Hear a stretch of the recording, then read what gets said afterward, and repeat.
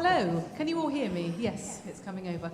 Good afternoon and a very warm welcome to our first ever Church Times Festival of Faith and Music. Welcome to those of you who are here. It's lovely to have some of the choristers from the Minster. Thank you for coming over. Really good to see you.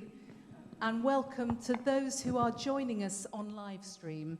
We know we've got some people from around the world, and you are very welcome too. Thank you for joining us wherever you are. So for those of you who don't know me, my name's Sarah Merrick. I'm assistant editor of the Church Times with a particular brief for events. And in case this is the first Church Times event you've ever attended, we also have a festival of faith and literature, which I run, and a festival of preaching, and we run webinars, all sorts of other things. If you're interested, do ask any of my colleagues for more information about that. But this festival of faith and music is, as I say, a new venture, and it's an absolute delight to be working with our partners, the Royal School of Church Music. Many of you will know Hugh. Where are you, Hugh? Ah, there's Hugh. Many of you will know Hugh, and you'll be hearing from him later. And it's been a delight to work with him. Thank you, Hugh, for the fantastic lineup of speakers that you have secured for us. Everybody taking part in this festival is passionate about and expert in what they do, and it's such a privilege to have you all with us. The aim has been to put together a weekend that celebrates church music in all its glory, and that will send you home encouraged, inspired, and equipped with new and practical ideas to try in your home parishes. So I don't want to take up any more time. We have 2 sessions now in the De Grey rooms, after which at the end there will be a cup of tea in the adjoining room. So that's after the second session, not in the gap. And then there's a chance to go next door to the Minster for evensong. And our first session is called, for which I think, thanks to Hugh for the title, Joining the Dots. And we're very pleased indeed to welcome 2 distinguished composers of church music, Philip Moore and Roxanna Panufnik. They're in conversation today with Peter Asprey, who is Director of Music at Holy Sepulchre, London, which is the National Musicians' Church. Peter, over to you. Thank you very much. Welcome to all of you. It's great to be here. I hope you managed to stay drier than I did on the way over here. We got caught in a shower. It's wonderful to be back in York. I've not been here since I was a kid, actually, and visiting the Jorvik Viking Centre. So it's nice to be here and to be involved in a conversation that is so dear, I know, to all of us, faith and music, and all that entails. I'm going to get out of the way, really, and allow Roxanna and Philip to talk. But if you have any questions that you would like to ask them, we would love to hear from you. So about 15 minutes before the end or so, we will invite questions. So have a think. If there are things you're itching to ask, please do so when we get there. I don't think that either of our 2 speakers need any introduction, but perhaps it would be nice just to hear a little bit. We're at the Festival of Faith and Music, about your own journeys really into faith and music, and perhaps how they dovetail together. Roxanna, do you want to start? Okay. I had a very unreligious upbringing. My father was a non-practicing Catholic, and my mum was a non-practicing Ashkenazi Jew.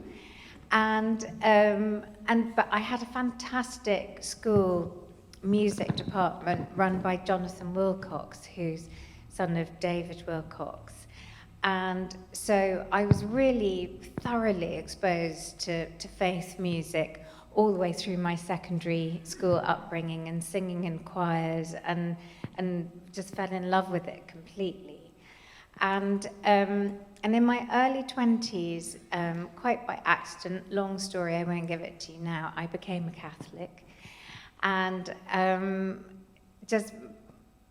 was one really main commission, I think, Westminster Mass in the late 1990s, that for some reason caught everybody's imagination, and actually because of that, I would say about 70% of the music that I've written is faith-related and mostly Christian, but in the last few years I've also done some Jewish music for the Liberal Jewish Synagogue. So I'm very lucky, and I absolutely love it, and can't imagine a world without it. I think you trained at the Royal Academy, didn't you? Is that right? That was your initial Yes. foray. I was at the Royal Academy of Music, and where there was no contemporary choral music or anything to do with liturgical music. I know now that there is in a lot of these places. This was in the 1980s. But it was a very interesting place to be at the time, just not relevant to what we're doing now. Thank you. How about you, Philip? Well, I was brought up, my parents were both staunch Anglicans, and as children, until the age of about 10, we attended a church in Cockfosters, which is right at the end of the Piccadilly line, which we lived near there, Christchurch Cockfosters, which had a very good musical tradition in those days. And I remember as a child, the organist collapsed on the keys. And my sister, who's 3.5 years older than I am, she was very upset. I was rather fascinated by this wonderful cacophony of sounds. They then had a new organ and a new organist and so forth. And they always sang an anthem, this particular church, an adult choir. And I remember the vicar would always have a moment of silence after the anthem finished. And it was a wonderful moment in the service. And I always remember it. I can almost see him now. And the other thing in those days was that there was no children's church. And my parents, very sensibly, would take either my sister or me out before the sermon. So I wasn't subjected to sermons in the way that I subsequently was as a professional church musician. So we then moved to Kent, and we attended Canterbury Cathedral quite a lot, and also Rochester Cathedral, which was only a stone's throw really from where we lived. And I remember Rochester Cathedral well because my father had a certain amount of acting experience, and he was asked to take the part of the voice of God in Noah's Flood, which is a wonderful piece. And I was, I think, banging a teacup or something, as children did. But I became known for a time as the Son of God, which was distinctly blasphemous. Anyway, then I went to the Royal College of Music, and I did an external degree at Durham, and I taught for a time, then became assistant organist at Canterbury Cathedral, and then organist of Guildford Cathedral, and then I came here in 1983 to succeed Francis Jackson. So that's the story. And I think I've been writing music since I was in single figures, and it's gone on and on. What would you describe as your, I mean, you've obviously got an amazing cathedral background, but what would you describe as some of your key inspirations for when you started writing? And Well, to begin with, the only two composers who mattered to me were Bach and Handel.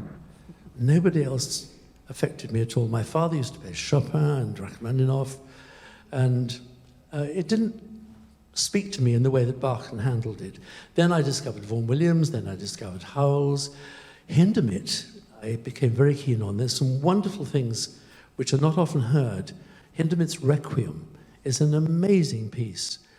And Vaughan Williams, I got stuck in Tippett, Britain, and the names go on and on. The piece of Tippett, which is not often heard these days, is his Concerto for Double-String Orchestra, which is an amazing piece. It has a fabulous slow movement and wonderfully energetic outer movements. And those were distinct influences. Walton, again, who can't not be influenced by Walton with his wonderful, exciting rhythms and brass bands and so forth, and a tenderness as well, which is undeniably influential. Thank you. you mentioned writing for the synagogue, but did you have other influences, Roxanna, when you were setting out? Yes, I mean, when I was about 19 years old, my Polish father gave me this amazing, big old book of Polish folk tunes from the Tatra Mountains. And it was the most beautiful object. I still have it actually, and I still use it. It was covered in Polish folk art around the music, and it just completely piqued a curiosity in me about what makes music sound from one place sound like it's not from another. So, for instance, there's a modality of Polish folk music which really sounds like it's straddling. It's got one foot in the east and one foot in the west. And how that's evolved. There's a kind of anthropology, I guess, of it. And it sparked an interest that ever since, actually, now that I work with music from all over the world, and particularly in modes, but also with faith music from other faiths. So that had a massive influence on what I do now. Is it possible to describe how that sort of affects the colour of your music, do you think? Or is that a far too difficult question? Sometimes it's very hard to be objective about what you do, but it's all about what I said, that is the modality of it, a mode where, for instance, if you take the scale of C minor, and you have C, D, E flat, but then you go up to an F sharp and then a G. But then when you come back down again, you go down to a B flat. That's what happens with Polish music. But if you go up to a B, it's a B natural. And so I think it provides a definite colour. And the other thing that I absolutely love is ornamentation, and Middle Eastern ornamentation, and also South Asian ornamentation.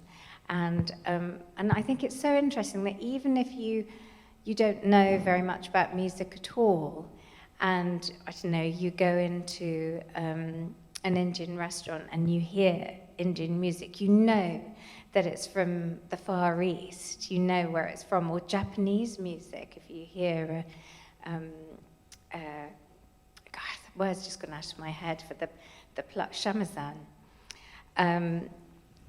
You immediately know that it's Japanese, even if you don't know, much about music at all. And I'm so interested about what defines that music and what makes it so recognizable. Strikes me that there's something interesting there about how one finds a voice as a composer. I was listening to one of your pieces, Philip, yesterday, and I got inspired. I thought I'd sit down and try and write something at the piano. But very quickly I discover that my music sounds like somebody else's. And how easy is it to find your own voice? Is that important? And how's that happened for both of you? I was just saying at lunch, one of my composition professors at the Royal College of Music was Alan Ridout, and I was inclined to write sub-howls, because I was so taken with howls at that time. And I said to him one day, that little passage is very Howlsian, isn't it? He said, yes, what are you going to do about it? And he taught me how to extract the imitative bits and to make it more my own. But I think it's a long process of practicing and writing that you eventually sort of find your own voice. But I think in a sense, you're always trying to find your own voice, because it's a constant search after what you're trying to achieve. And I'm sure you're the same, Roxanna. I'm highly self-critical. And I think if you learn anything, you learn not only the influences that you're still taking on board, but also the weaknesses. When I was composing as a young lad, I think I got very frustrated with pieces that I knew were not right. And what can I do about it? I think the older you get, the quicker you get at finding the weak moments in something you're writing. Does that accord with your experience?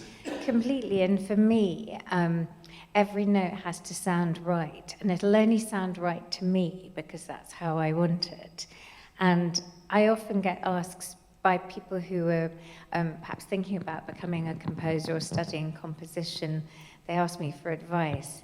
And actually it was my parents, very ingrained in my childhood, was to always be yourself. Integrity was the most important thing. And my poor professors at the Royal Academy of Music were desperate for me not to be myself and to be much more experimental, because the only sort of kind of contemporary music in the 1980s that was deemed good was the very sort of complex, esoteric and academic music. And if you weren't experimental in that way and pushing the boundaries of whatever sounds an instrument could possibly make, then you were stuck in the past. But very luckily, having left the Royal Academy of Music, swearing never to write another note again, in the early 90s, suddenly Goretzky's Third Symphony and John Tavener became very, very popular. And I thought it was okay to write the kind of music, because I always say to these young composers, only write the kind of music that you'd want to listen to, otherwise you're not being yourself. And I think over the years you develop a way of writing where something either sounds right in your head or it doesn't, and that's how your voice develops, really. Is there a slightly different set of priorities, perhaps, as well, when one's actually writing a piece of sacred music, in the sense that one is trying to do something that will have an impact on the listener in a spiritual sense? And do you think that, does that have an impact perhaps on the voice that one employs in one's composition, or not at all? Yes, I think that is the case. I think in a sense, everything you write, whether it's secular or sacred, there's something sacred about it. I think all good music is in some sort of way sacred and actually God-given. And I think it's difficult to associate or to divide between sacred and secular music, because in a sense it's all the same. Does that make sense? Do you see what I mean? Go on. I'm not sure what I'm freewheeling now. But I think you apply the same criteria whether you are writing a sacred or a secular piece, in that you are going to have people who are listening to it and who are going to have a spiritual or emotional reaction to it. So I don't separate the two as much. Yeah. It strikes me that what one is trying to do as a composer of sacred music is a rather interesting question. The impact that one is trying to have is an interesting question. What do you feel is your kind of role, if you like? Well, I got a steer very early on. So when I was commissioned to write Westminster Mass, which was celebrating Cardinal Basil Hume's 75th birthday, he said that he wanted me to write something that would enhance the meaning of the liturgy. So for the congregation. So my first main task actually was word painting. And also the other thing that was really important, and this comes up again and again in sacred music, is that there's a theatre of it as well. So I remember James O'Donnell, who's the director of music at the cathedral, saying, for goodness sake, don't make the Agnus Dei more than 3 minutes long, because the priests have got their arms raised. And so... Practicalities. Yeah. So there's, there are many different aspects to writing sacred music that you maybe can't indulge so much in your own personal, what you would have liked to have done with those words if you were writing it for a concert use, maybe. Reminds me a little bit of Mozart, because didn't he? I think he had the same thing in Salzburg, didn't he, with his archbishop, who said that a mass should never be longer than about 25 minutes. I did. So lots of Mozart's masses are wonderfully concise, but amazingly expressive within that concision. That's very interesting. How do you always start with a text? Do you like to have a brief from somebody else when you write, or do you prefer to come completely blank to something? It depends. I think having written more than one Magnificat and Noctimittis in my life, it's very difficult when you're coming to a text that you know so well. What can you say which is slightly different from the one that you wrote 5 years ago? A new text is actually very exciting, especially if it's a good one. I've twice set words by Gerard Manley Hopkins, and that is actually very difficult because he's got those sprung rhythms, and there's a sort of musicality in the words which you try to interpret, and you have to home in on certain words of his poetry. If you're writing a text which has been sent to you, and you don't fall in love with it, that is a problem, because I think you have to love the text. I'm setting some words by Tennyson at the moment, which have been presented to me, and it's a bit of a battle.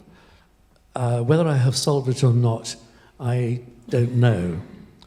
But I've got to get on with it. And I think what is lovely is if the writer of the words falls in love with your music. And this happened to Herbert Howells. Of all the things he wrote, the piece of which he was most happy to have written was a setting of a poem by Walter de la Mare, King David. King David was a sorrowful man, no cause for his sorrow had he, and he called for 100 harps to ease his melancholy. It's a wonderful poem, and Howells' setting of it is fabulous. And apparently Walter de la Mare said, I don't want anybody else to set those words. So never set them, otherwise you'll get Walter de la Mare and Herbert Howells haunting you. Yeah, I think it's absolutely impossible to write anything without the words first, because they give you the atmosphere, the rhythm, the structure of the whole thing. What is tricky is when the words are in a language you don't speak, and often I'm sort of getting used to it now. But setting words in Latin obviously has been a big part of faith music that I've written. But the last two pieces I've written for the Liberal Jewish Synagogue have been in Hebrew, and I don't know a word of Hebrew. And so I've had to relate to a translation of the words, which is never going to be the same as the real thing. And then just work very closely from a sort of a transliteration, because it's got a different alphabet, of course, and then a word-for-word translation, because the word order is different. And then lovely Rabbi Alexandra Wright reading words very, very slowly so I can see where the stresses are and the rhythm of the words. And even then, I have to have my prosody corrected. So it's quite complicated in that, but it's definitely worth the challenge, I think, in the end. Yes, because I imagine the stresses of the words for the singer must be crucial. Completely crucial. And also, however good the singer's diction is, if the emphasis isn't in the right part of the word, people aren't going to be able to understand it.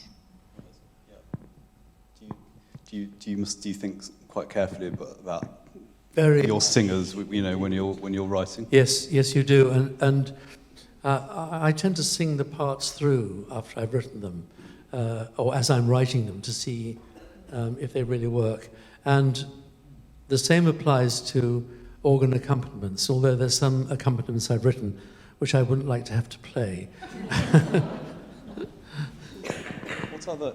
What other considerations do you think, if someone's coming to write a piece of sacred music, what are some of the other key things they need to be thinking about?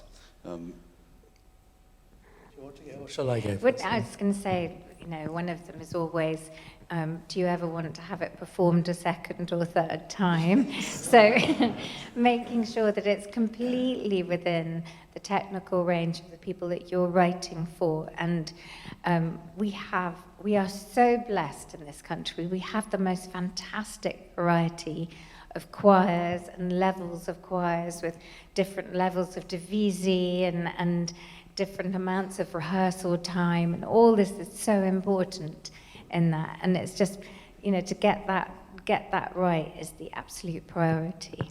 Can you tell us a little bit more about that piece for two conductors you wrote? Oh, I was commissioned by Marin Alsop and the Baltimore Symphony Orchestra about 5 or 6 years ago to write a piece for two choirs, two conductors, and a symphony orchestra split in half.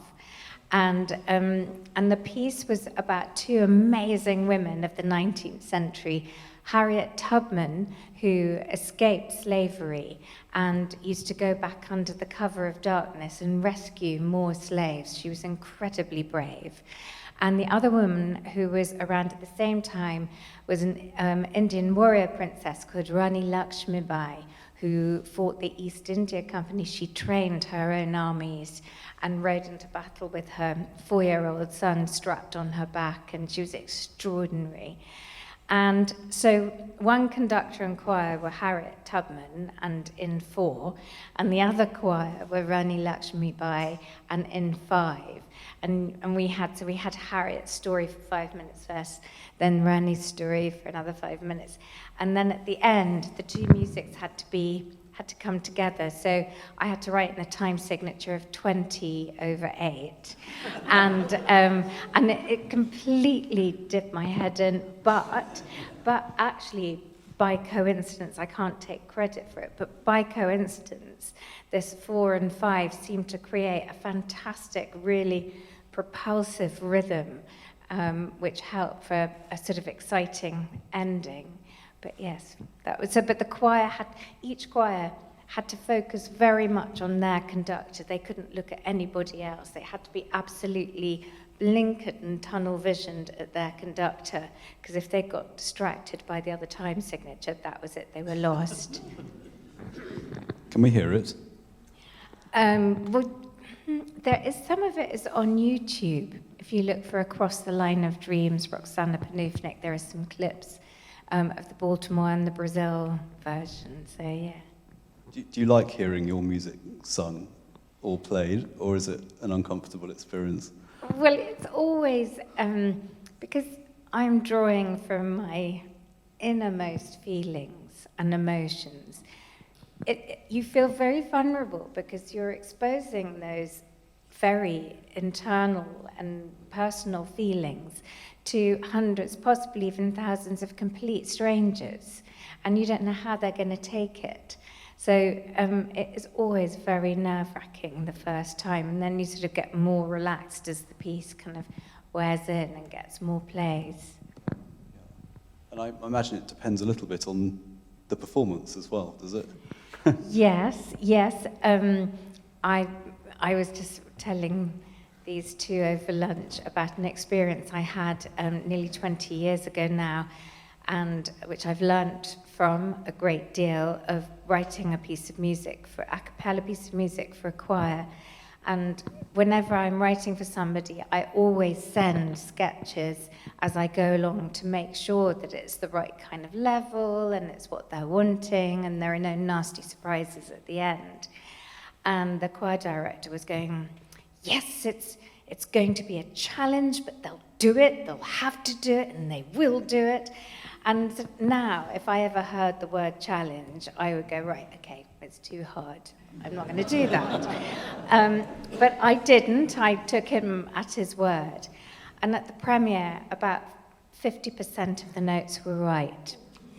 And it sounded awful. But the thing is that the people listening to this performance thought that was how I wrote it. How would they know that I... So you always have to be really, really attentive to who you're writing for, and absolutely, make sure that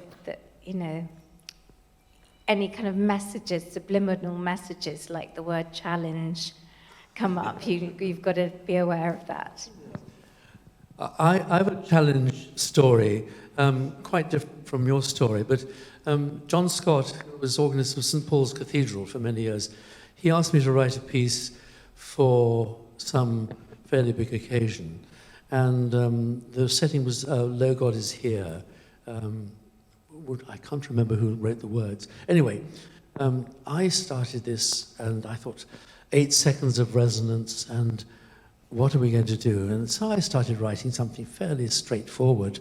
And then, quite by chance, one Saturday morning, one of the many organ magazines that I subscribed to landed on the doorstep.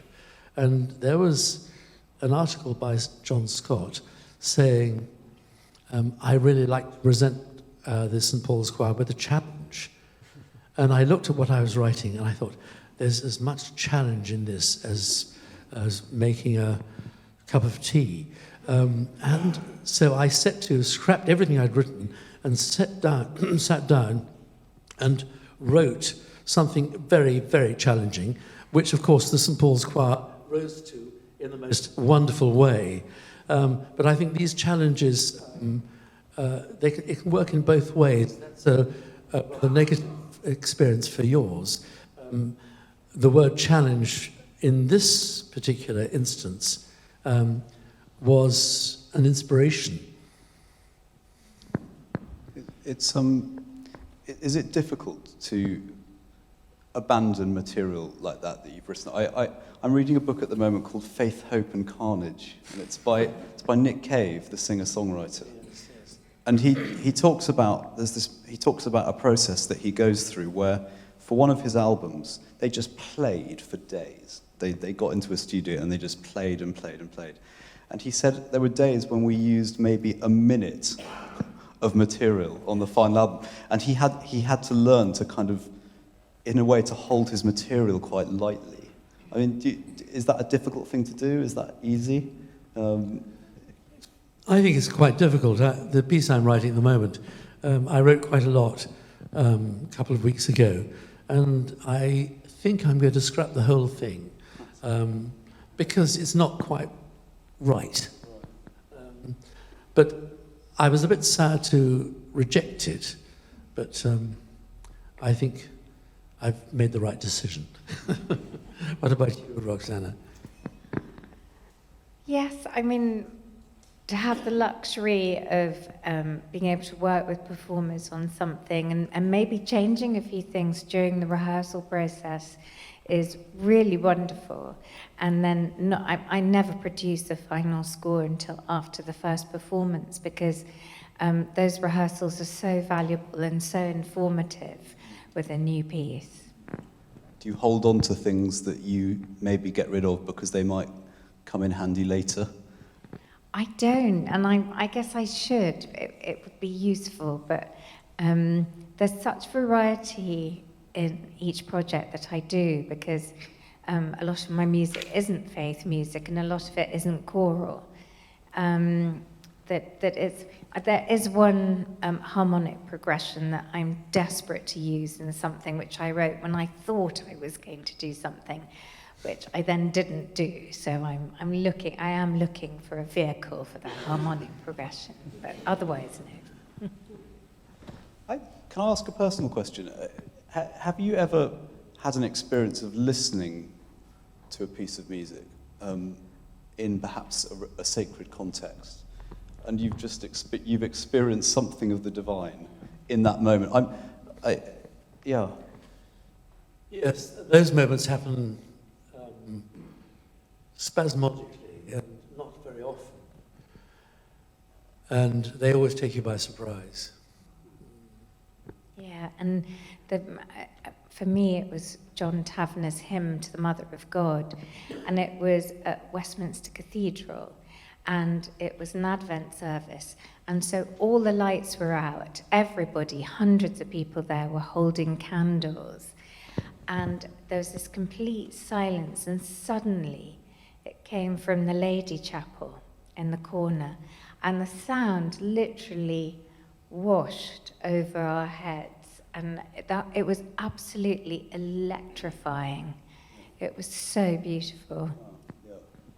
I had an experience listening to Vox Decentis by Naylor in King's College Chapel, and similarly just suddenly feeling a wave of something come over me, and as you say, completely unexpected. I found that with the Bach Passions very much. And also with Dream of Gerontius of Elgar, which I've been lucky to conduct twice. And listening to that piece, there's sudden moments where you are completely overtaken. And you have to be not to be too overtaken by the music when you're actually conducting it.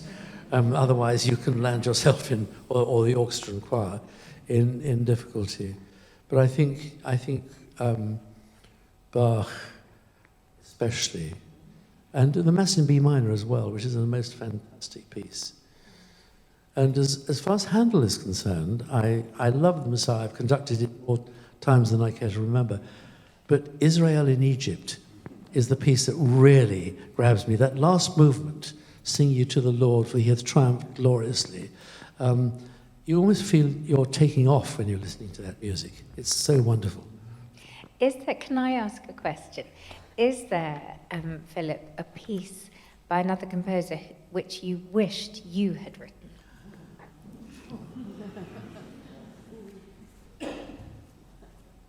Great question.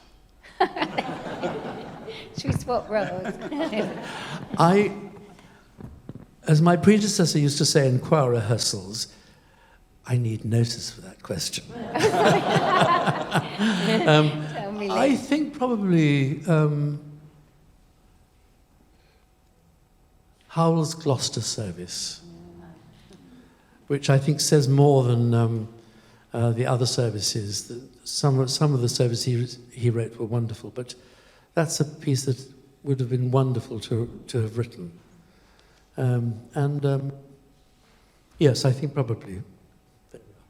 Do you want to answer your own question? Yeah, I mean, I would love to have written Messiaens Terangeli Symphony. Yes.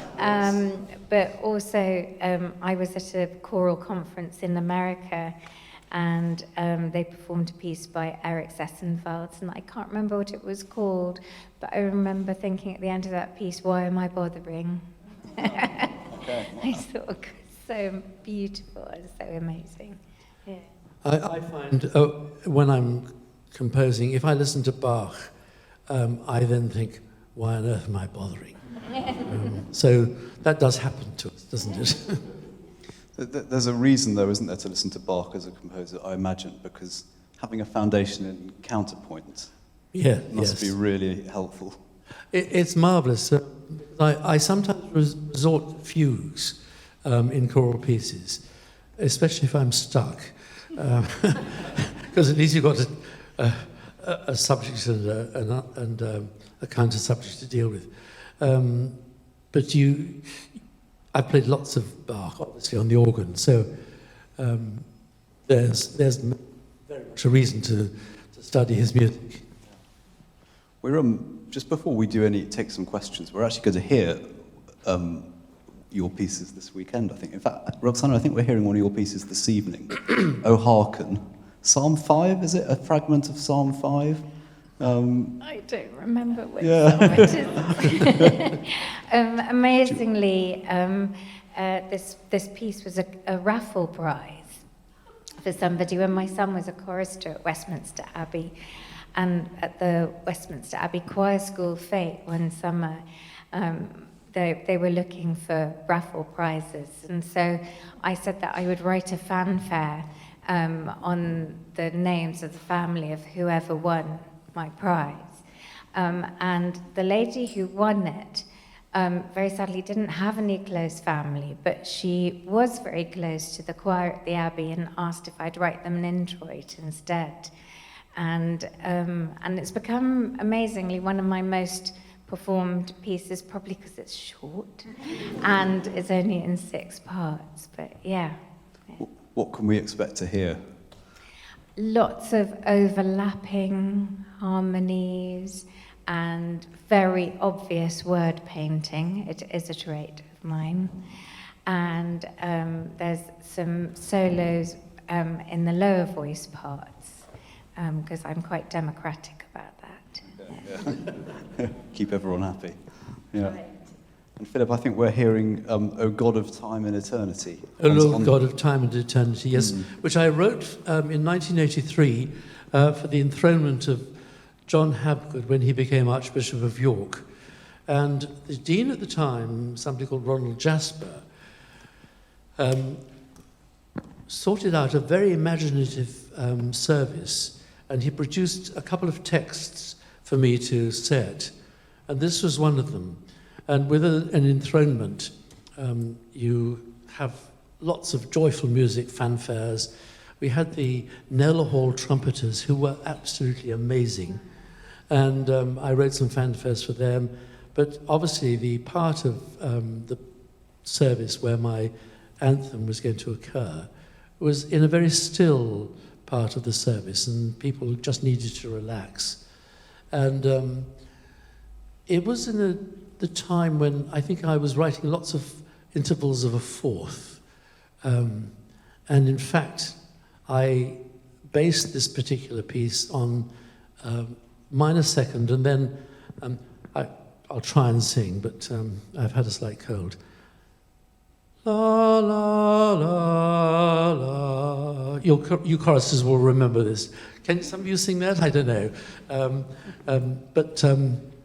It's that is what the piece is based on, and the altos start on an E, very still, and that is repeated on the tenors. And we had a very good soloist in the choir, as you do quite often in your choirs, and so there's a nice little bit of for him to sing towards the end. And the last chord landed on an A major chord, and I played the piece to my colleague John Scott Whiteley, who was playing the organ, and who was assistant here for many years. And he said, why don't you finish after the A major chord with a C major chord? And I played that, and it worked. So John Scott Whiteley is responsible for the last chord of that piece. You can blame him if you don't think it's right, but I think it's absolutely right. So that's the piece that we're going to hear at the Eucharist, I think, isn't it? Which of you are going to be singing it? Lovely, good. We shall look forward to it. Yes, when I heard that, it reminded me at the end of, is it Fair is the Heaven? Yes. With that lovely shift back, I think, to D flat. Yes. At the very end. Yes. Did you have that in mind at all? I didn't actually, no. Okay. No. Yeah, it was very, very lovely. I think we should take some questions. Does anybody have, and I can always pass you the mic if we're a mic shy, does anyone have any questions they would like to ask Roxanna or Philip? I'm sure you do. If not, I've got plenty more. But There's one over there. Yeah. Excellent, yeah. Yes.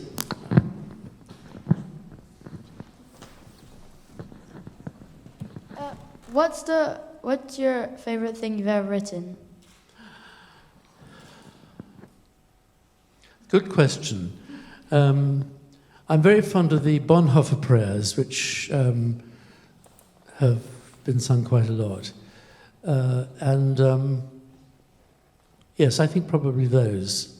I like Howells. I'm most glad to have written.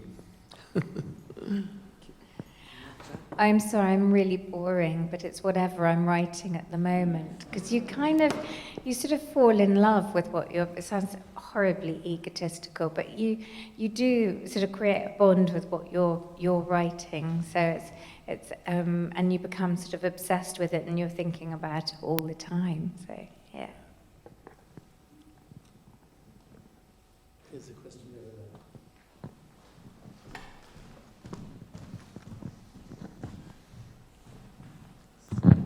Hi there.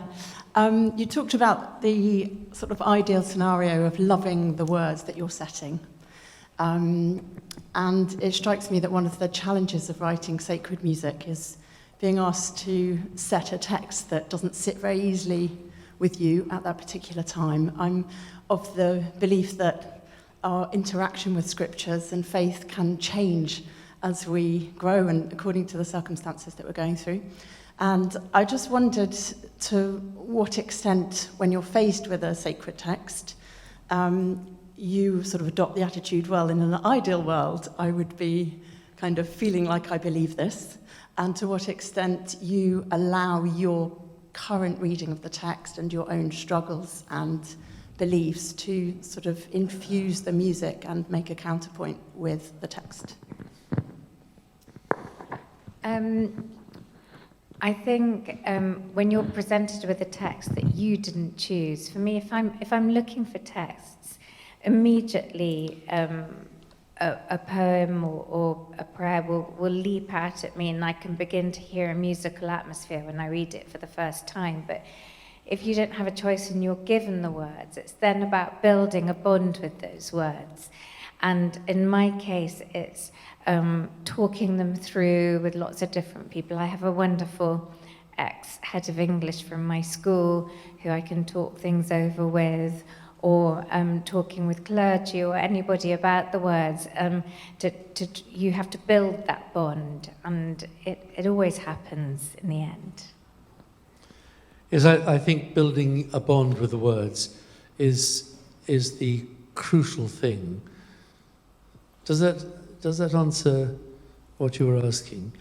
Because I think sometimes if you have a text, a religious text with which you're not happy, you have to seek what's behind it, and that's not always easy.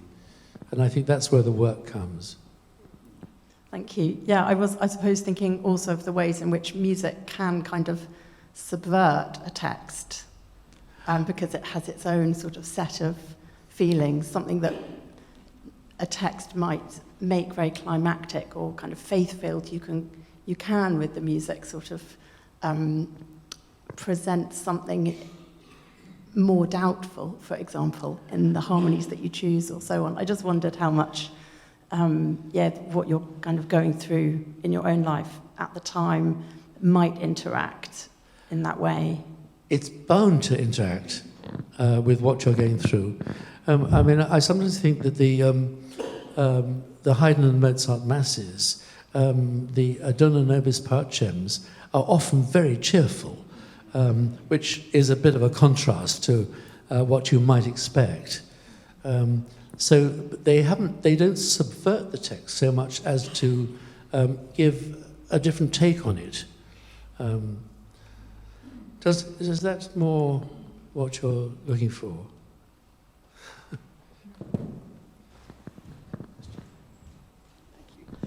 Thank you so much. It's been really interesting. I've heard James Macmillan say that music sometimes comes to him while he's asleep, and he wakes up with music going through his mind. And he didn't say this specifically, but I guess he sometimes thinks that's God-given. And I wondered if you'd had the experience of music coming to you in your sleep, perhaps from a divine source. I have woken up and been kept awake by something going round and round my head, but it's actually when I'm cycling that music comes to me, and I don't know whether it's the rhythm of the pedalling or just being completely away from my desk and just having lovely air blowing the cobwebs out of my head. Yeah. For me, quite often when I'm half asleep.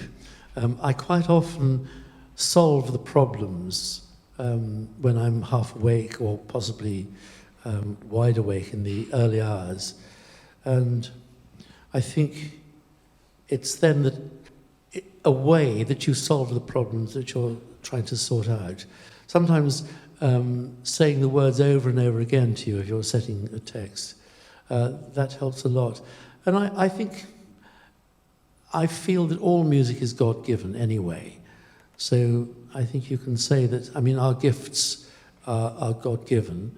And I think that whatever you're doing, whether it's conducting, performing, or writing, you are an instrument which is being used for bringing people closer to God. I think that's what music does anyway. I think music is very much a language that begins where words fail.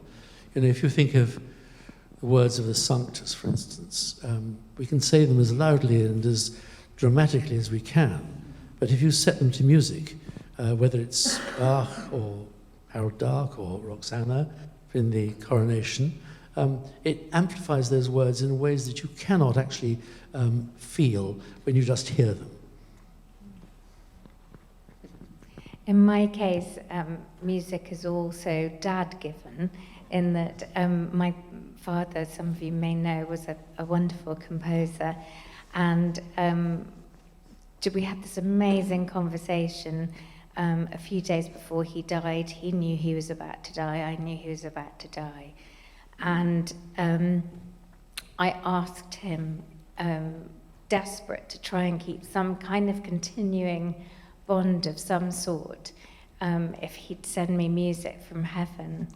And I do feel his presence very strongly sometimes when I'm writing. In fact, there's a very funny story from when I was writing Westminster Mass, and when I started it, I was staying with an enclosed order of nuns at Stanbrook Abbey, wonderful nuns who are now up at Worth. And I was just writing the harmonic progression for the Kyrie, which was quite complex, and I heard my father's voice, like he was in the room, saying, "Roxanna, clean up your harmonies." Which of course I didn't, but but it has been a wonderful thing to be able to feel, even 32 years after he's died, I still feel very close to him, and I still compose on his piano, and I'm very lucky to have that.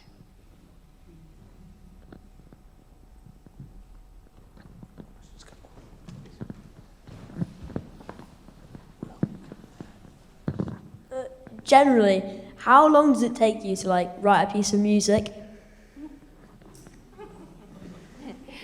Well, look, it depends how great you're feeling on the day, but generally, because I plan a few years in advance, I know that I can write 5 minutes of my best music per month, which is really slow because a lot of film composers, for instance, will write 90 minutes of music in 4 weeks. But say, for instance, I've got to write a 15-minute piece. I would allow myself 3 months because I might need a week or two for research to find out perhaps about the instruments I'm writing for or the event I'm writing for, and to think about it and plan it. And then I might write it all in 4 weeks, but then I do need to, when I write something, I need to leave it for a week or two and come back to it with fresh ears. So, generally 5 minutes a month, I would say. What about you, Philip? It varies. Some pieces are easy to write. They seem to fall on the page. But mostly for me, they don't fall on the page. And it's hard to say. Some pieces I've written are quite short and take me a long time. Other pieces that are long don't take me as long. A piece that some of you may have sung, All Wisdom Cometh from the Lord. I was very close to the deadline, and so I had to write it very quickly, which is partly why I revised it constantly. We probably ought to, I'm aware of the time, we've probably got time for a 30-second answer to a 30-second question. Like, what's your favourite piece that you've ever sung or conducted? That's you. I've never Yeah. conducted. Okay. Conducting The Dream of Gerontis was a tremendous challenge, but it was a wonderful experience to have done so. And with the Choral Society here, we did three very big pieces of Stanford, his Requiem and his Stabat Mater, and then a big Te Deum. I really loved conducting those.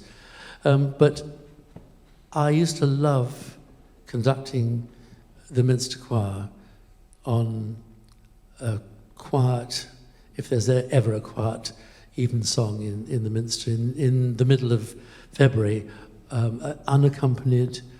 And I always remember the last unaccompanied piece I conducted here before retiring was In Parce of Blytheman. I don't know if you ever sing that. It's a lovely polyphony followed by plain song.